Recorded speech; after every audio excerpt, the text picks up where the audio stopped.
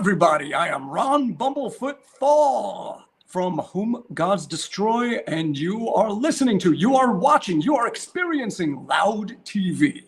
Yes.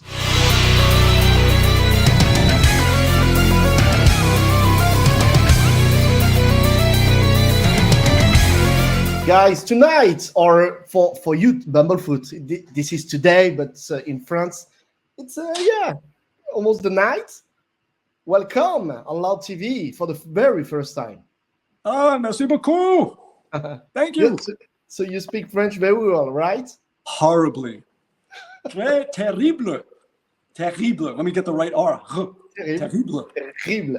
But you know France. Spent many years. Yeah, the very first place that I've toured was France, and I play only the best French guitars from Vigier. Vigier, yeah. Mm-hmm.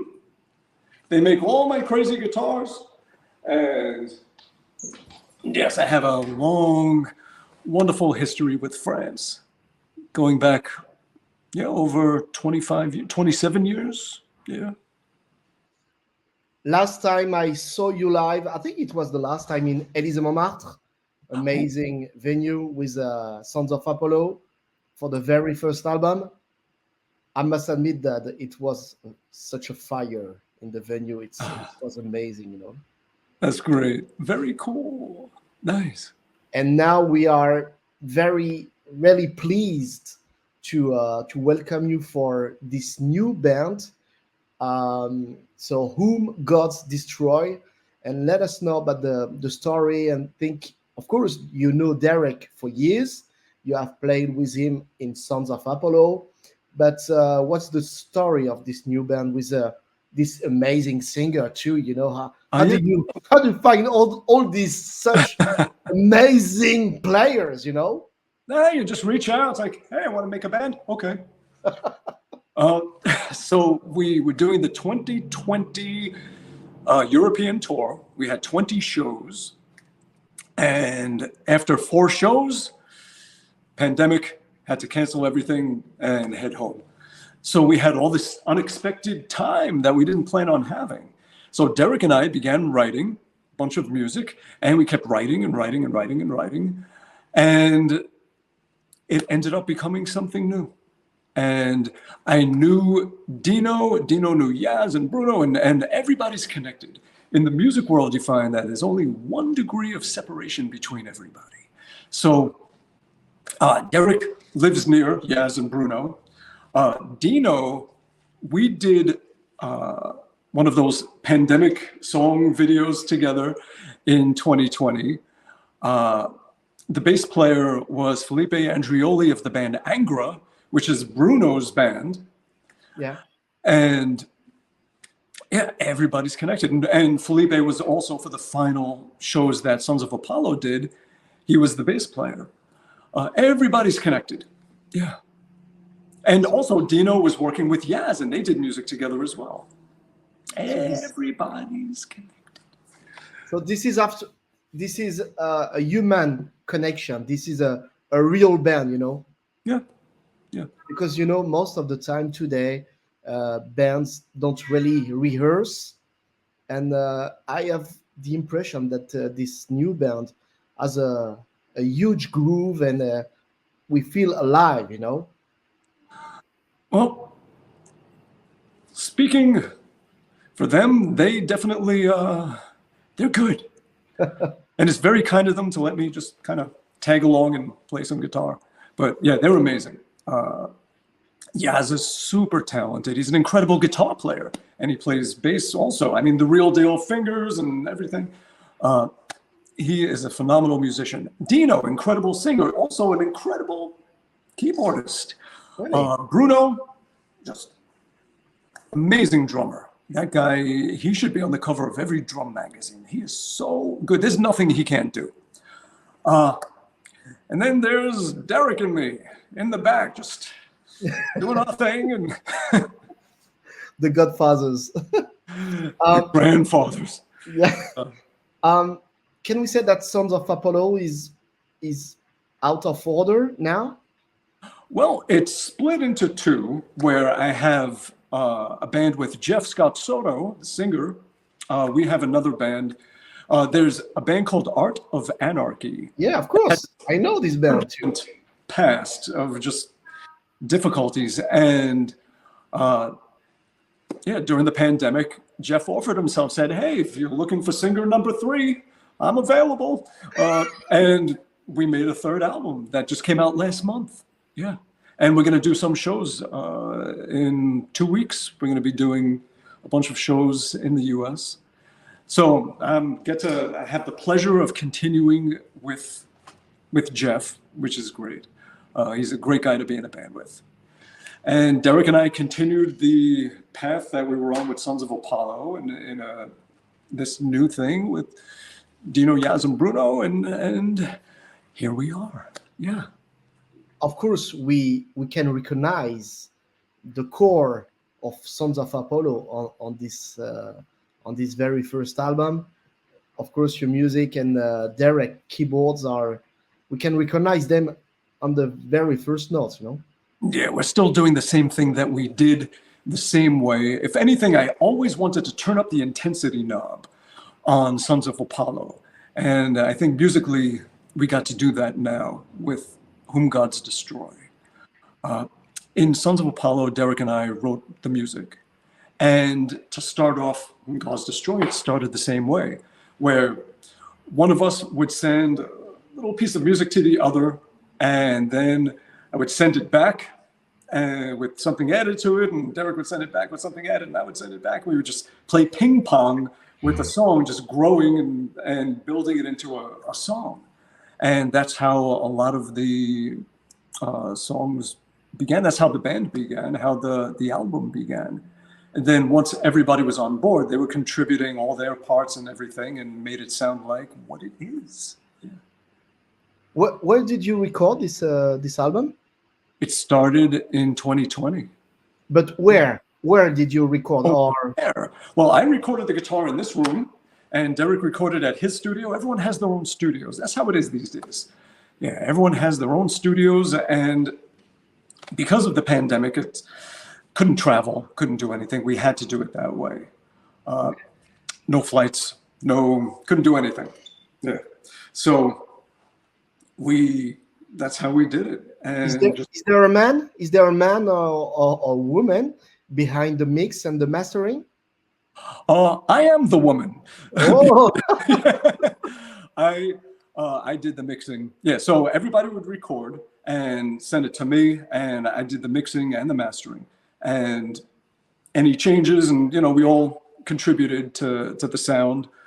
Someone would say, make the bass more gritty, or make the ghost notes of the drums stand out more, or the vocals are too loud, or make my keyboards louder, or whatever it is. We would all contribute to the mix. But I was in charge of the final mixing, just me and my Cubase. Yeah. And I did the same for Art of Anarchy and for my own music and bands I produce. A lot of them, it's that way. Sometimes we're recording elsewhere, sometimes here. Like Art of Anarchy, they would record all the guitars and the drums would be here. And then Jeff would record himself, his own vocals at his own studio. Yeah. And bass player Tony, same at his, and they give it to me. I do the mixing, mastering, voila. Yes. Hallelujah. How many guitars did you use for this Whom Gods Destroy album? Of course, we know your double guitar, your Vigier, but did you use other guitars? I used a Cort Gold A8 acoustic for Find My Way Back. And for everything else, I just used my double neck. Yeah. They're in two different tunings, slightly different tunings. One of them has a drop B, the other has a drop D. And so two different sets of riffs. One is fretless, the other is fretted. It's like two different dialects. Yeah. So let us explain us.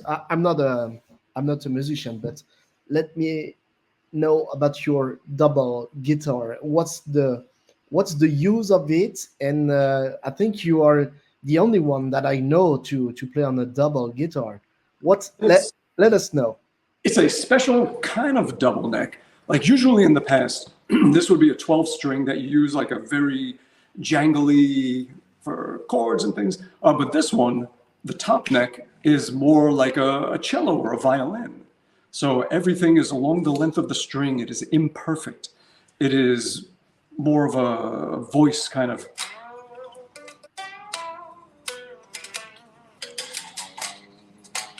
And everything is this way. Where the fretted, you have all these bumps that give you the exact pitches of notes. On this one, you just have to get in the exact right spot. And that just takes practice, practice, practice, and practice. Yeah. It's at a point, I mean, I use this with Sons of Apollo, and I would switch from one to the other. Now with Whom Gods Destroy, it's even at a point where I'll be doing, some parts here. Actually, let me do the Sons of Apollo tuning. Even though we probably can't hear it very well, but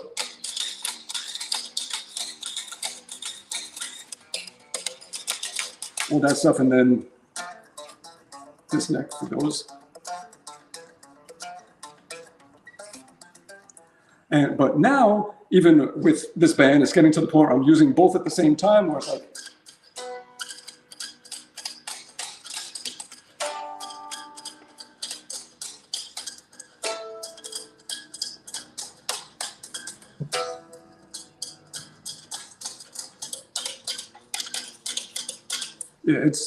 I'm really painting myself into a corner, making it more and more difficult to the point that, yeah. Yeah. So yeah, this is not the the easiest way to, of course, Probably the most difficult way. Why? Yeah, but it's, I think, pretty sure that each album is a new challenge, and it's a good way, to overpass yourself.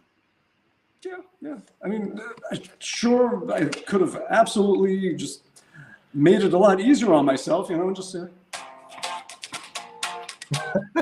I know this one. But no, I had to,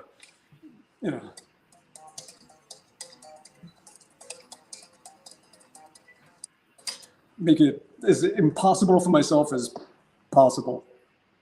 But, yeah. Yeah. It's going to be a lot of practicing when we hit the road. And is your new band a great challenge? Of course, you have played in several bands, and of course you have played also on Guns N' Roses. Was it an easier way to write, or was it simpler? Or for some of the past bigger name bands, I wasn't really writing other than my own guitar parts for anything, but most of it was really just live. Like when I played in Asia, we were doing all the existing songs from the first, second, third album, and I just sang and played guitar. Didn't write anything. I would have to figure out my own way of playing the songs using this.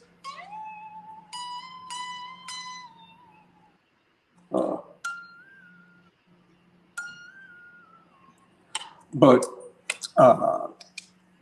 with my own music, which has always been there, putting out my own albums and doing my own tours and everything from the very beginning.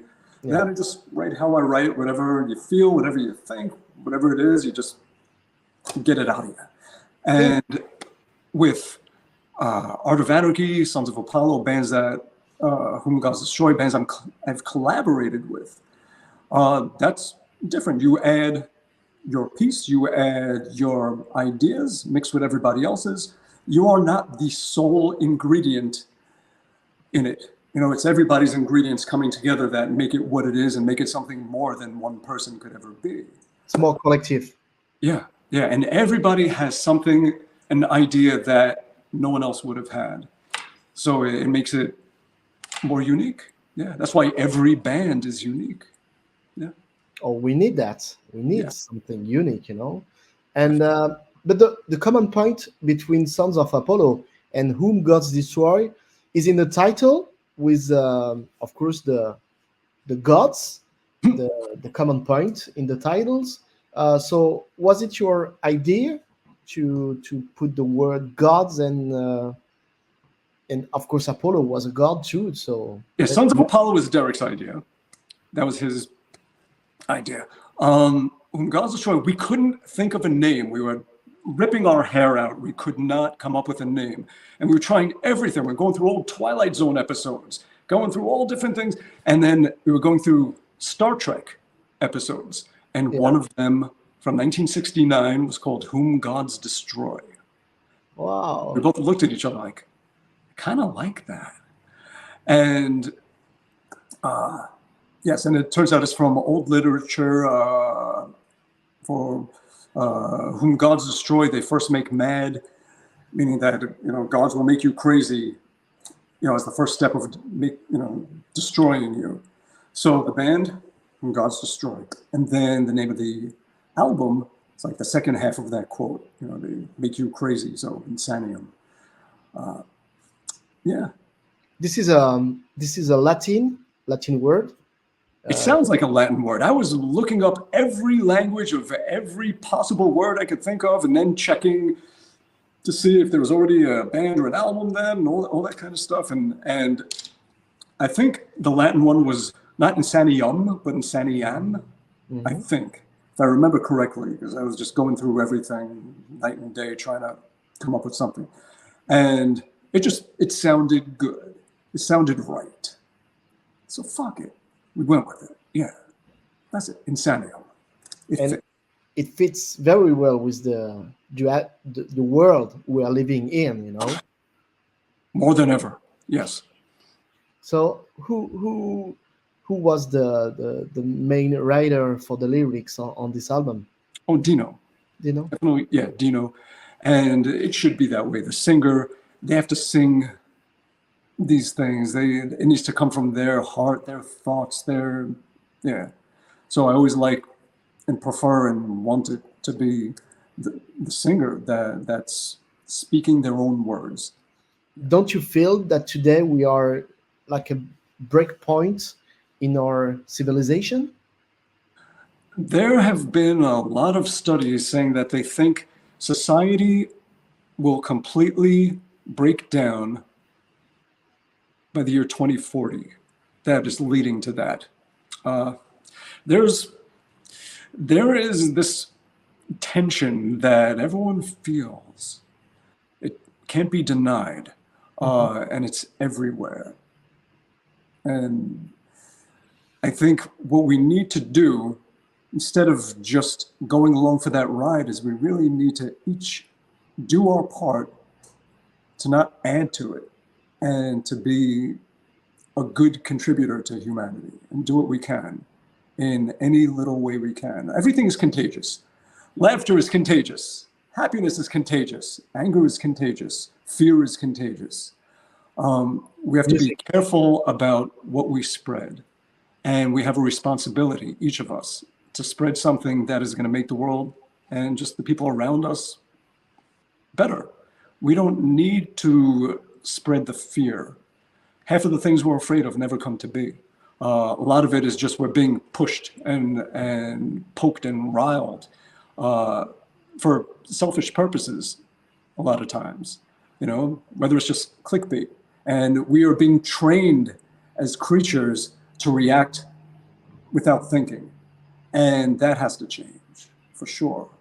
There's too much of that. Before you react to something, take a step back and think.